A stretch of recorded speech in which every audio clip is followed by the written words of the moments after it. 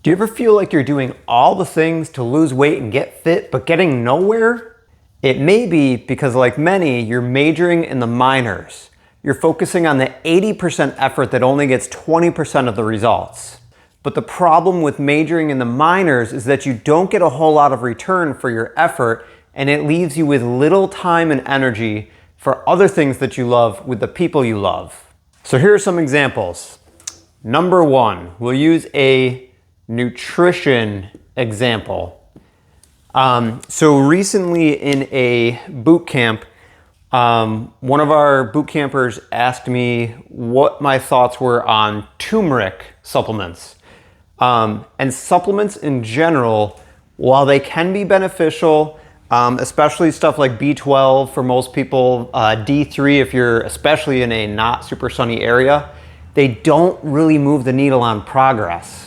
So as we were talking, I mentioned that if you want to take a turmeric supplement, that's totally fine. But if you're putting a turmeric supplement on top of a still inflammatory diet, you're really not going to change a whole lot. It would be better to focus on changing the food that you're eating more anti-inflammatory foods like whole plants that help us lose weight also and fight disease also, not just reduce inflammation, instead of focusing on and researching and spending money and time finding a supplement that doesn't really change much.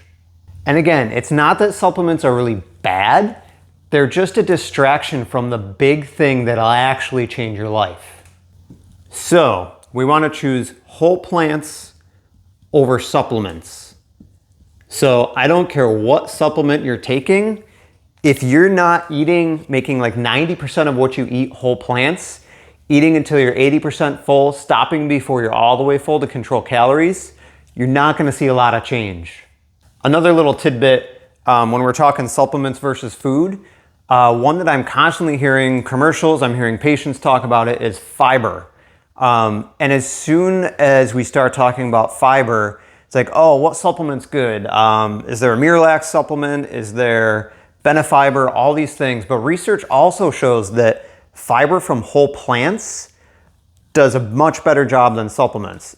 Don't just take the supplement, focus on eating foods that have fiber. So vegetables, whole grains, beans, lentils. Lentils are a little easier on the GI tract, by the way.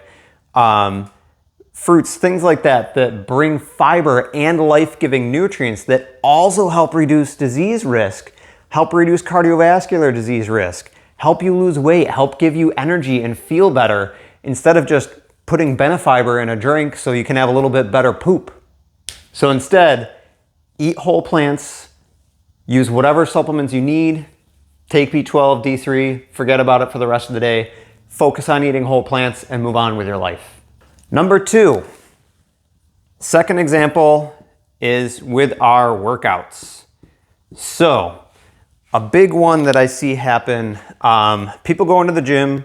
I've trained personal trainers before. I've shown them systems of focusing on movement over muscles, because even like our cerebral cortex in our brain that controls movement, it's organized in movement patterns like fork to face, not biceps.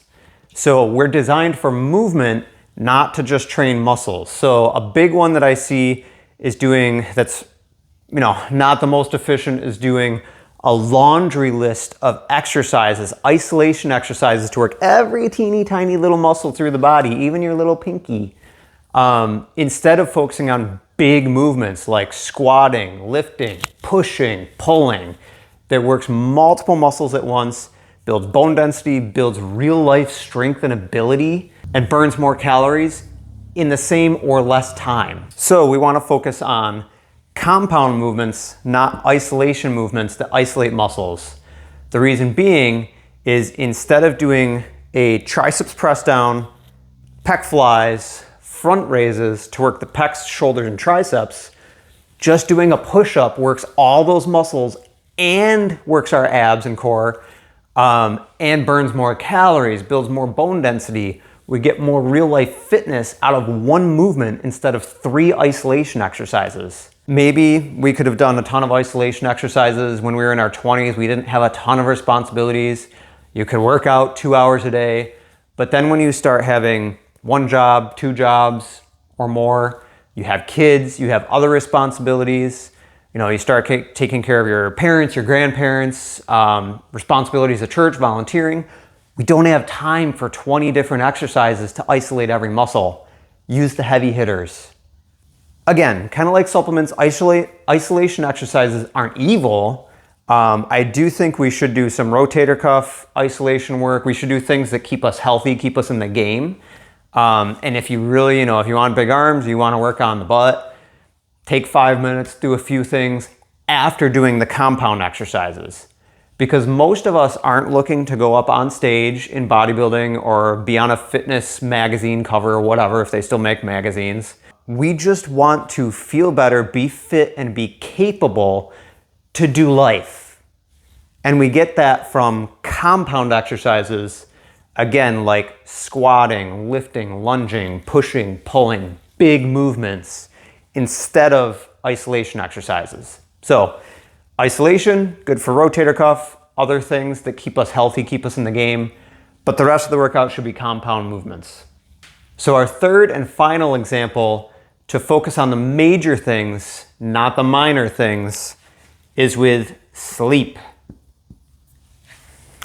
So have you ever laid in bed at night, anxious, thinking, worried, and then the hours go by, the next thing you know, it's time to wake up and you maybe got a few hours of sleep? Yeah, you're not alone.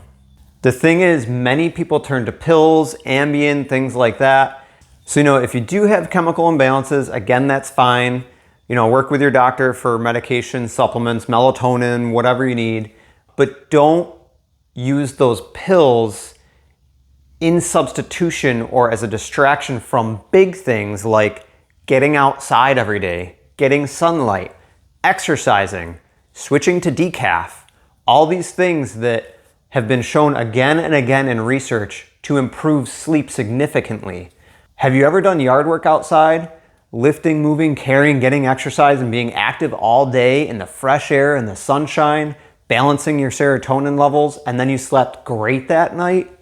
So the higher we are during the day with sunlight, fresh air, being outside, exercising, the easier it is to calm down at night. Another thing, if you have underlying stress, maybe unforgiveness, you're worried and anxious, spend some time with God before going to bed. Read your Bible, pray, make sure you get right in relationships. If there's unforgiveness, forgive somebody. If there's somebody who hasn't, forgiven you, you can't really control that, but at least you can go to them, repent, say I'm sorry for doing X, Y, or Z. Make sure that you're right with people and right with God. And that can help your anxiety go down, your worry go down, so you can get better sleep aside from just doing the right thing. So again, for better sleep, the major things would be getting our exercise, getting outside, getting sunlight, getting right with God and people around us, instead of just pills. Again, all grace. If you need medication, you need supplements, work with your doctor, but don't let that distract you from doing this stuff. As you do this stuff, you might notice that you need less of that stuff. So if you really want to get good results with less time and effort, focus on the big things. Don't get distracted by the little things. You're not alone. Again, all grace. In our Research and Development Society, we get very focused on the little mechanisms of things that lead to pills, isolation, little exercises, and supplements that don't really move the needle on progress. We forget the old wisdom, big research, and the big basic stuff like eating whole plants until we're 80% full instead of stuffed. Big movements, big exercises that drive our metabolic engine, and getting outside, exercising, getting sunlight, and getting right with God and people. And if you focus on these big lifestyle things, majoring in the majors, you'll start getting better results with less effort, half the time, and you'll have time to do other things you love with the people you love, which is the whole point of healthy living. So if you want support and community to help you simplify your fitness and start majoring in the majors, join the FitChurch Project family. On YouTube, there will be a link in the description. If you're on Instagram, there will be a link in the bio. So join the FitChurch Project family. We'll see you there. God bless.